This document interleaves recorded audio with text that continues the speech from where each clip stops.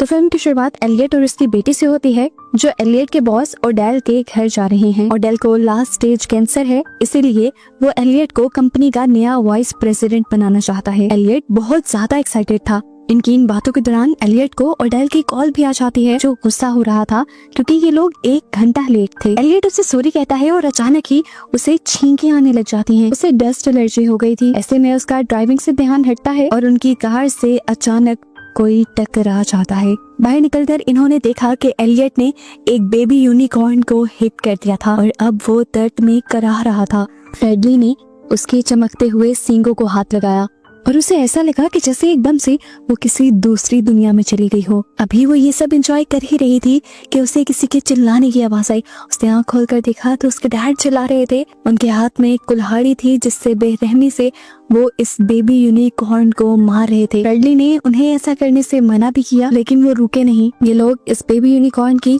Body को भी अपने साथ लेकर जाने का डिसाइड करते हैं ताकि यहाँ से सबूत भी मिट जाए। फाइनली अब ये लोग ओडेल के घर पहुंच गए। इसके बाद हमें ओडेल और एलियट की मीटिंग दिखाई जाती है, जहाँ ओडेल उसे कहता है, मैंने अब अपनी मौत को एक्सेप्ट कर लिया है और मेरे बाद मुझे लगता है कि ये कंपनी सिर्फ तुम ही संभाल सकते हो। उसकी हाँ में हाँ मिलाते हुए एलियट इन्हें बिजनेस से रिलेटेड बहुत सारे प्रपोजल्स देने लग जाता है। इससे पहले कि ओडेल इन पेपर्स पर साइन कर देता, वो एलियट से कहता है, अभी नहीं, अभी मुझे लगता है कि मुझे तुम्हारे और रिडली के साथ थोड़ा सा और टाइम स्पेंड करना चाहिए।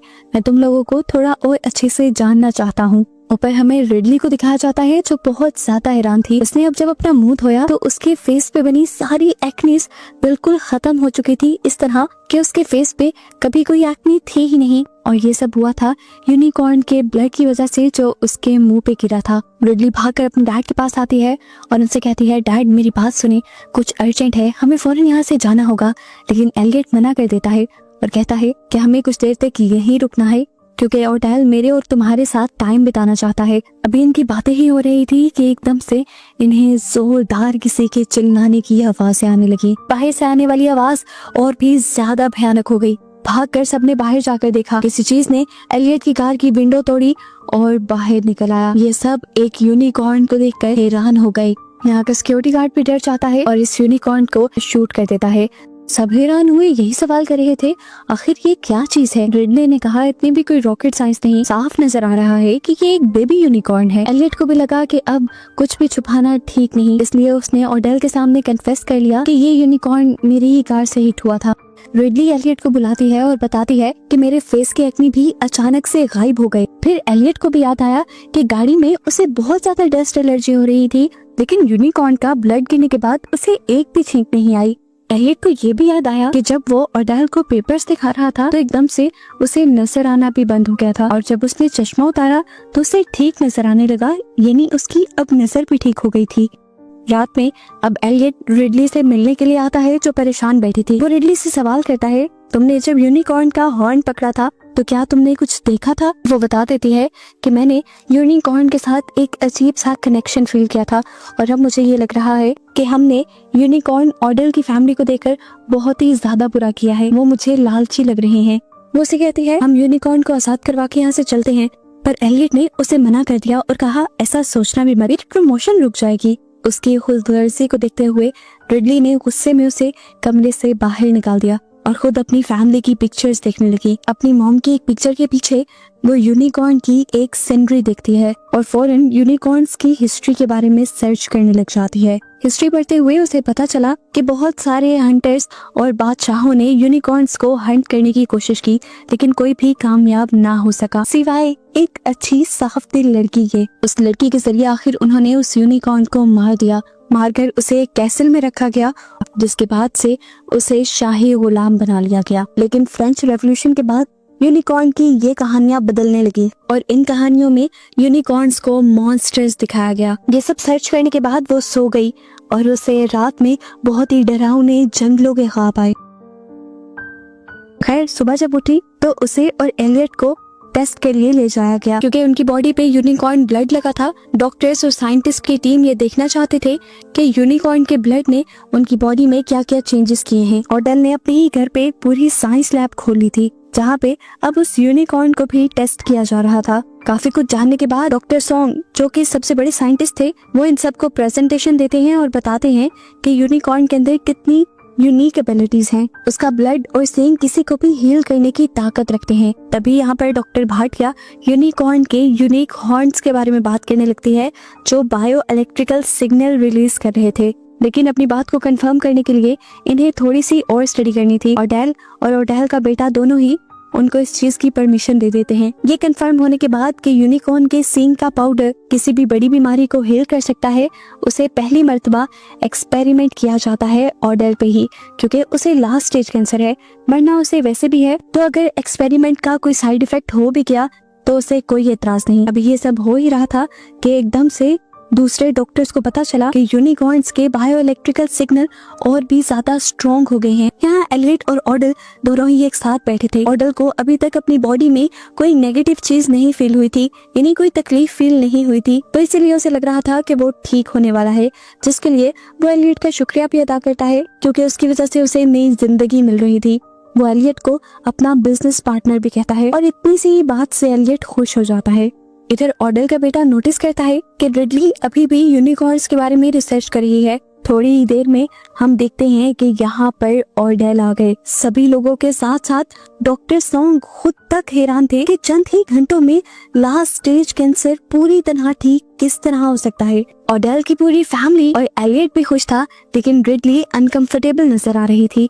ऑडेल अब डॉक्टर सॉन्ग से कहता है कि यूनिकॉर्न को तैयार करो, इसे हम अपने हेडक्वार्टर लेकर जाएंगे और इस पर और ज्यादा टेस्ट करेंगे, ये जानने के लिए कि इससे और क्या क्या हो सकता है। असल में ऑडेल की फार्मास्यूटिकल कंपनी ही थी, लेकिन डॉक्टर सॉन्ग उन्हें यहाँ पर एक बुरी खबर देते हैं कि यूनिकॉर्न के इन सेल्स को रेप्लिकेट नहीं किया जा सकता। तो ऑडेल की वाइफ ने कहा तो क्या हुआ, हम इसे फिर भी एडवर्टाइज करेंगे, क्योंकि जितनी कम सप्लाई उतनी ज्यादा डिमांड और उतना ज्यादा ही मुनाफा। यहाँ रिडली यूनिकॉर्न की हिस्ट्री उठाए इन लोगों से बात करने की कोशिश में थी, लेकिन कोई भी उससे बात नहीं करना चाह रहा था क्योंकि सभी अपने इस नए प्रोडक्ट की एडवर्टाइजमेंट में बिजी हो चुके थे। खुशी में ये लोग यूनिकॉर्न का ब्लड भी निकाल कर पी जाते हैं। रिडली से आखिर रहा नहीं जाता और वो इन सब का ध्यान अपनी तरफ करते हुए इन सबको बताती है कि 1000 साल पहले यूनिकॉर्न्स को मॉन्स्टर माना जाता था, क्योंकि यूनिकॉर्न्स के साथ जब भी कोई बुरा करता था, उन्हें हंट करने की या मारने की कोशिश करता था, तो उनके साथ जरूर कुछ बुरा हो जाता था। वो अपनी स्पीच एंड करते हुए कहती है, मेरा बस इतना ख्याल है कि हमें इस यूनिकॉर्न को आजाद कर देना चाहिए। लेकिन ये सारे मिलकर उसी पे तंज करने लग जाते हैं, उसी को गलत कहने लग जाते हैं और ऑडेल तो गुस्से में एलियट को कुछ इस तरह से घूरता है जैसे वो कह रहा हो, देखो अपनी बेटी को क्या कह रही है। रिडली जान गई थी कि ये लोग तो लालच में बिल्कुल पागल हो चुके हैं। वो फैसला करती है कि मैं तो इनका साथ नहीं दूंगी। वो अपने डैड को भी वार्न करती है, लेकिन उसके डैड उसके साथ चलने पे नहीं मानते और वो गुस्से में घर से बाहर आ जाती है यहाँ से जाने के लिए। उसे आसमान में कुछ अजीब रोशनियां दिखाई देती हैं, जबकि यहाँ हम देखते हैं कि उस यूनिकॉर्न को सेफली हेडक्वार्टर्स में पहुंचाने के लिए एक अजीब सी टनल बनाई गई थी। डॉक्टर सॉन्ग और पथरा जब यूनिकॉर्न को इस टनल से ले जा रहे थे तो अचानक से उनकी मशीन्स ने सेंस किया कि यूनिकॉर्न के हॉर्न से निकलने वाले बायो इलेक्ट्रिकल सिग्नल्स एकदम से एक हद से ज्यादा स्ट्रॉन्ग हो गए हैं। इससे पहले कि ये कुछ करते, यहाँ पूरे एरिया की लाइट भी चली जाती है और सारी इलेक्ट्रॉनिक डिवाइसेस भी बंद हो जाती हैं। अब ऑडेल एलियट को देखने के लिए भेजता है कि क्या प्रॉब्लम हुई है। वो जैसे ही इन्वेस्टिगेट करने के लिए टनल के अंदर जाता है तो क्या देखता है कि टनल फट के एक बड़ा सा हॉर्न डॉक्टर सॉन्ग के जिस्म में स्टैब हो गया। टनल के अंदर के ही साइज से एलियट देख पाता है कि बाहर एक बहुत बड़ा यूनिकॉर्न उड़ रहा है, जिससे सबको बचाने के लिए बाहर मौजूद गार्ड्स उनके ऊपर गोलियां बरसाना शुरू कर देते हैं। यहाँ गाड़ी के अंदर अब रेडली के ऊपर भी यूनिकॉर्न्स हमला कर चुके थे। अपनी बेटी को बचाने के लिए भागकर एलियट रेडली के पास जाता है और उसे कार से निकालने में कामयाब हो जाता है। अब वो यूनिकॉर्न जिससे रिडली को एलियट ने बचाया था, वो एलियट के ऊपर ही हमला करने वाला था। तो अपने डैड को बचाने के लिए रिडली कहती है डैड भागे, और वो खुद यूनिकॉर्न का ध्यान भटकाने में लग जाती है। लेकिन जब वो क्रिएचर रेडली के करीब पहुंचता है तो रेडली फील करती है कि वो क्रिएचर तो रेडली को नुकसान पहुंचाना ही नहीं चाह रहा, और रेडली के करीब आते ही उसका यूनिकॉर्न हॉर्न भी चमकने लग जाता है। इससे पहले कि रेडली उसे टच करती, गार्ड्स ने इस यूनिकॉर्न के ऊपर भी गोलियां बरसाना शुरू कर दी, जिसकी वजह से यूनिकॉर्न को यहाँ से भागना पड़ा। जमीन पे बहुत सारा ब्लड पड़ा हुआ था, जिससे इन लोगों को ये भी पता चल गया कि गार्ड ने उन यूनिकॉर्न्स को जख्मी कर दिया है। अंदर हम देखते हैं कि ऑडेल का बेटा अब रिडली को ही डांट रहा था कि तुमने इस बारे में पहले क्यों नहीं बताया कि इस बेबी यूनिकॉर्न के माँ बाप भी यहाँ हमला करने के लिए आ सकते हैं। रिडली ने कहा, मैंने तुम्हें बताया था और मैं बताना चाह भी रही थी, लेकिन कोई मेरी सुनता तो तब ना। यहाँ पर रिडली सबके सामने ये कन्फेस कर देती है कि उसे यूनिकॉर्न से किसी खास किस्म की अट्रैक्शन फील हो रही है। ऐसे ही उसे एक अजीब सा कनेक्शन फील हुआ था बेबी यूनिकॉर्न को टच करके, और अब उसके पेरेंट्स के करीब आने पर भी उसे ऐसा ही कुछ कनेक्शन फील हो रहा है। उसकी बात सुनकर ऑडेल की वाइफ कहती है, शायद इसी वजह से यूनिकॉर्न ने उसके ऊपर हमला नहीं किया। अब रिडली इन्हें समझाती है कि टाइम आ गया है, आप लोग बेबी यूनिकॉर्न को छोड़ दें, लेकिन यहाँ पर ऑडेल बहुत ही चालाक था। ऑडेल इसकी बात को घुमाते हुए कहता है, अरे ऐसे ही किसी मासूम की मौत को हम जाया थोड़ी जाने देंगे, हम तो उन जख्मी यूनिकॉर्न्स को भी पकड़ेंगे ताकि ज्यादा से ज्यादा उनका फायदा उठाया जा सके। ऑडेल का बेटा डॉक्टर भाटिया को बातों में लगाता है और उसके पास से यूनिकॉर्न का पाउडर चुरा लेता है और अकेले में जाकर उन्हें ड्रग्स की तरह इस्तेमाल करता है। यहाँ रिडली अब बाहर कार में जाकर बैठ चुकी थी, क्योंकि वो और यहाँ नहीं रह सकती थी, इतना जुल्म वो नहीं देख सकती थी। उसने आसमान में देखा, उसे दोबारा से वही रोशनियां नजर आईं जो पहले भी देख चुकी थी, और अब उसे ख्याल आया कि वो अपने डैड को भी ऐसे नहीं छोड़कर जा सकती। उसकी नजर दोबारा ऊपर बनी रोशनियों पर जाती है और उसे उन रोशनियों में कुछ बना हुआ दिखाई देता है। वो अब जल्दी से घर के अंदर जाती है और यूनिकॉर्न की पेंटिंग्स जो उसने निकाली थी उन सबको जोड़कर उन सबको इंटरलिंक करने लगती है, और उसे पता चलता है कि यूनिकॉर्न के पास ये एबिलिटी है कि वो अपने आप को हील कर सकते हैं। ऑडेल और एलियट जिन यूनिकॉर्न को जख्मी समझकर उनके शिकार पर गए थे, वो यूनिकॉर्न इनको भी नुकसान पहुंचा सकते थे। एलियट खतरे में था, रिडली फौरन उसे इन्फॉर्म करती है। दूसरी तरफ हमें दिखाया गया कि एलियट का मोबाइल भी बजने लगा और खतरे का अंदाजा हो गया। इतने में ही सामने से उसने एक रोशन यूनिकॉर्न अपनी तरफ आते हुए देखा। इससे पहले कि वो किसी को कुछ कहता, वो यूनिकॉर्न उनके एक गार्ड के ऊपर एकदम से हमला कर देता है। ऑडेल और एलियट जल्दी से पीछे घर की तरफ भागे, जबकि वो यूनिकॉर्न पीछे से बहुत सारे गार्ड्स को मारते हुए इनके पीछे ही आ रहे थे। यहाँ पर ऑडेल अब आगे आकर उस यूनिकॉर्न के ऊपर कंट्रोल पाने की कोशिश करता है, लेकिन यूनिकॉर्न अपना हॉर्न उसके जिस्म में स्टॉप करते हुए उसकी भी जान ले लेता है। ये लोग जल्दी से घर के अंदर आकर सारे दरवाजे घर के बंद कर लेते हैं। एलियट किसी को भी घर से बाहर ना निकलने को कहता है। अब ये लोग पुलिस को इन्फॉर्म करने वाले थे, लेकिन बाहर से यूनिकॉर्न्स ने इनका कनेक्शन खत्म कर दिया। यहाँ की पावर सप्लाई कट कर दी उन्होंने। ये लोग बाहर कैसे जाते हैं, इलेक्ट्रिक गेट भी बंद हो चुका था। ऑडेल की वाइफ यहाँ पर सजेस्ट करती है कि किसी को तो सबको बचाने की जिम्मेदारी लेनी होगी, किसी को तो उन यूनिकॉर्न्स को डिस्ट्रैक्ट करना होगा और जाकर वो गेट खोलना होगा। ऑडेल की वाइफ ये काम देती है एलियट को और डॉक्टर भाटिया को। ये दोनों ही शौक थे, लेकिन अब क्योंकि इन्हें इनके बॉस का ऑर्डर मिला था तो इन्हें करना ही था। बेबी यूनिकॉर्न का हॉर्न एक सेफ केस में डालने के बाद डॉक्टर भाटिया दुखी होकर एलियट से कहती है, हमें किसी का भला नहीं सोचना चाहिए, हमें सबसे पहले अपना ही सोचना चाहिए। ये ऑडेल और उन जैसे लोग बहुत ही ज्यादा खुदगर्ज होते हैं, इन्हें बस अपने फायदे से और अपने आप से मतलब होता है, ना कि हमसे। वो से कहती है कि तुम्हें भी इन पर डिपेंड नहीं करना चाहिए था। ये लोग अब यूनिकॉर्न को बाहर लेकर जाने लगते हैं ताकि ये यूनिकॉर्न अपने पेरेंट्स से मिल पाए, जबकि दूसरी तरफ इन्होंने बाहर का दरवाजा भी खोल दिया था।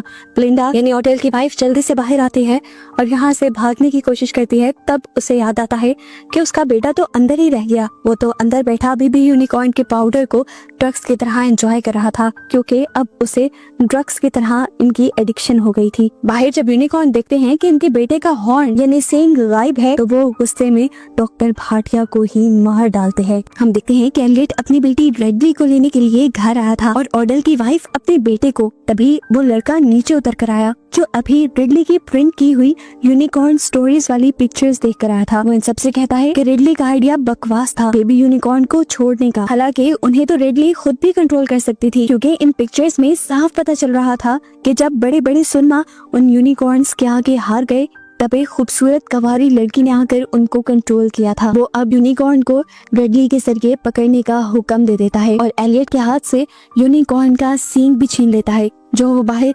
यूनिकॉर्न्स को वापस देने जा रहे थे।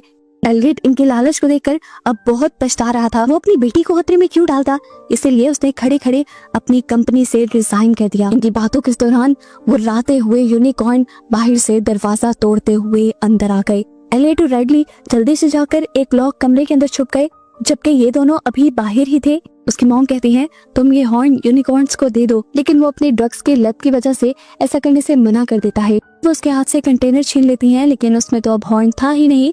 हॉर्न असल में एलियट ने पहले से ही निकाल लिया था। ब्रेडली एलियट के हाथ में वो हॉर्न देखकर बहुत ज्यादा हैरान हो जाती है और एलियट बताता है कि मैंने तुम्हें बचाने के लिए चुराया था, तुम जाओ यहाँ से, भाग जाओ, बाकी सब मैं यहाँ पर संभाल लूंगा। वो अपने डैड को छोड़कर नहीं जाना चाहती थी, लेकिन उसके डैड ने कहा तुम जाओ, ऐसे ही तुम्हारी मॉम से किया हुआ मेरा प्रॉमिस पूरा होगा। मैंने उनसे प्रॉमिस किया था कि मैं हमेशा तुम्हारा ख्याल रखूंगा। रेडली उनकी बात मानते हुए बाहर चली गई, जहाँ यूनिकॉर्न्स घूम रहे थे। यूनिकॉर्न्स उसके करीब आए, लेकिन करीब आने पर यूनिकॉर्न्स ने उसे कुछ नहीं कहा। वो तो उसकी गोद में बैठ गए। रेडली फूट फूट कर रोने लगी।